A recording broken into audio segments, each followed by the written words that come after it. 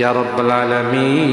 আল্লাহ, তুমি না কোরআনে বলেছো বান্দা যতই গুনাহ করবে আমার কাছে তাওবা করলে আমি তোমারে মাফ করে দেব।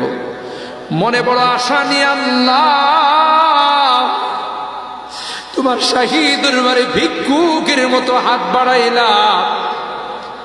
তুমি যদি ক্ষমা না করো, কে আমাদেরকে ক্ষমা করবে? কে আমাদের মাফ করবে?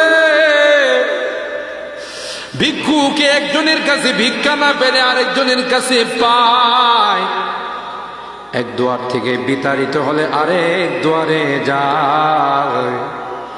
তোমার দরবার থেকে যদি মাহরুম হয়ে যায়, বিতাড়িত হয়ে যায়,